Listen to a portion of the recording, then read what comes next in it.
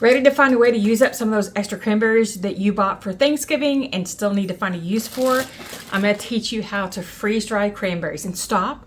If you typically dehydrate food because you don't have a freeze dryer but you have a dehydrator, I'm going to leave a video right here to teach you how to do this by dehydrating. But today we're going to be freeze drying them.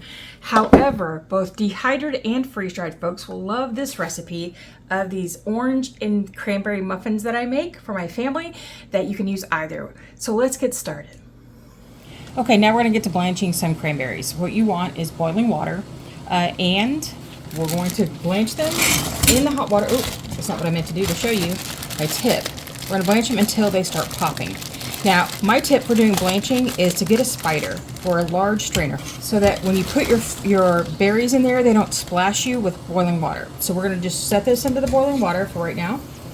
And what we want is the skins to pop, to open up that berry. So we're just going to let this sit here. You can start hearing that squeaking, and that's the air starting to escape as they start to pop. And I don't know if you can see, but I'm already starting to see some popping happening right here. You can see that line through the skin right here and right here. Those are berries starting to pop. I'm going to take them out. We're going from here to an ice bath to stop the cooking process. And so here are the ones that we're doing. I did them a little bit too long because some of them turn mush, and that's what you don't want. You don't want, sauce here at this point. So we're just going to leave these like they are. And then get on to the way that I do it most, well, at least that I dehydrate it most. This is, going to be my first time doing these this way. And hi, if we haven't met before, I'm Darcy from the Purposeful Pantry, where we talk about dehydrating and other methods of preserving food to stock our pantry for our families. And I wanted to remind you that Harvest Right is having a freeze dryer sale right now through November 30th, 23 on $500 off their new machines. I'll leave a link in the description box for you below. I'm going to do this as if I didn't have a food processor. For those of you who don't have one, because I know not everybody does, you can take a vegetable chopper that runs about $20 to $30. They're available on Amazon. I use it all the time. I'm going to take some of my cranberries and I'm going to run it through the very smallest of the grates. You either have a grate that's this big or you have one that's about a half size of that. I don't know if you can see that right there. And you can just quickly push these right through. Okay, and so you're going to get these small little segments of cranberries, because that's how I love to use them most. I throw them into oatmeal, I throw them into muffins, I can throw them into bread if I wanted to, and a chicken salad is what we use it most in, and it doesn't leave take out bad one, and it doesn't leave a large texture issue for those of us who have people in their lives that have texture issues. Okay, here we go.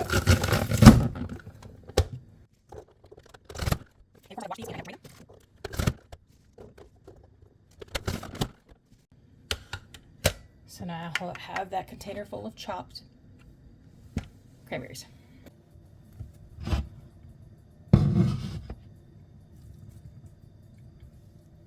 Okay, now we've gotten our last tray in for pre-freezing.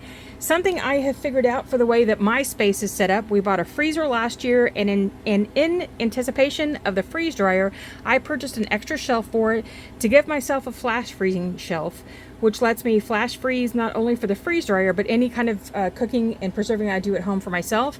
And something I figured out was that the little, I bought these to allow myself to stack trays like this, just sits on there, and then you put another tray on top to bring all of my trays in at once into the garage before I put it in the freeze dryer, so I wasn't making multiple trips. But then just now I figured out it's allowing me to double stack within my flash freezing space. So I am so excited about this because I'm about to put a 5-tray insert into my regular medium Harvest Right. They've made available a 5-tray insert that fits the same space. So now I can flash freeze all 5 trays at one time. All of our cranberries.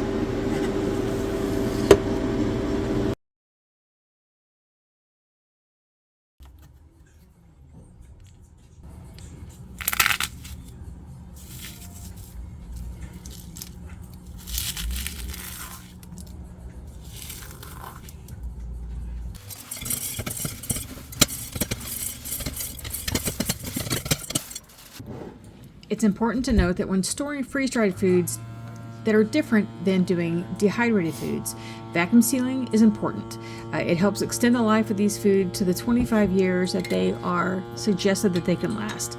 Now, you can either vacuum seal like I'm doing here, you can use an O2 absorber inside of your jar, or you can use a Mylar bag that's heat sealed with an O2 absorber on the inside of it to create that same vacuum seal. So make sure you store your freeze-dried foods properly. All right, to get started, we're going to mix our dry ingredients first, which there's our flour. And if you need the recipe, I'll have it on the website with all the exact ingredients that I'm using. Baking powder, baking soda, salt, sugar, and cinnamon. There we go with that. And then we're going to take our wet ingredients and we are going to mix them up. So 2 eggs,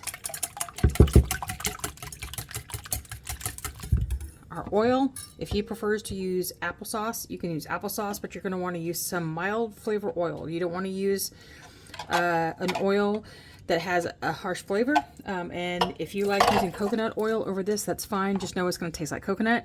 Then we're doing a cup of liquid. I'm using half and half orange juice and milk. We're doing a little more than what most recipes would call for doing a muffin like this, because we're having to add in the liquid to rehydrate our cranberries.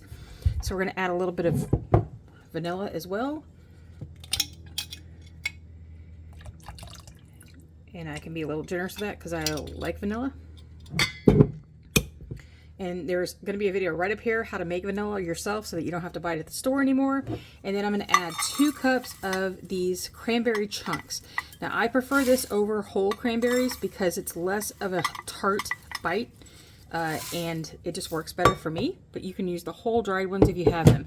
And if you only have dehydrated, that works well too. What you need to do is make sure that you're giving them plenty of time to rehydrate before you bake.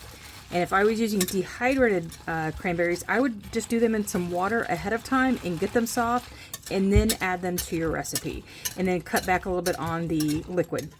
I think I added about 1/3 of a cup of liquid extra to the ratio to make sure that I had it plenty for these to rehydrate as we sit here.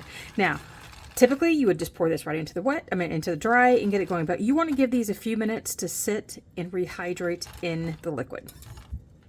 Okay, when you're ready, we're going to pour the wet into the dry, and you're going to blend this.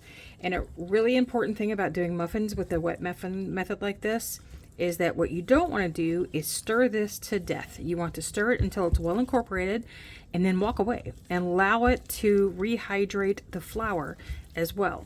You don't want to just keep stirring and stirring and stirring and stirring. So get it all incorporated, and then leave it. While you're waiting for your flour to hydrate, you can go ahead and get your papers ready for your muffin tin, or you can put little silicone cups in, which is what I love to do because the muffins pop right out when they've cooled down, and then I can go and store them and I don't have to keep track of the paper. So here's what we're going to do. We're going to take these and our batter, and I have a little ice cream. I made a little scoop, cookie scoop, but and it's going to take about 2 scoops per cup.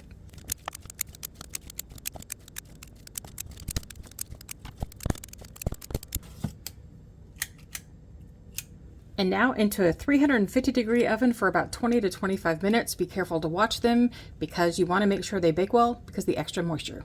Can you smell these? I wish you could. And if you want to learn more ways to use preserved foods to make food for your family, watch this video right here where I teach you how to do zucchini brownies. And until I see you again next time, keep preserving and have fun.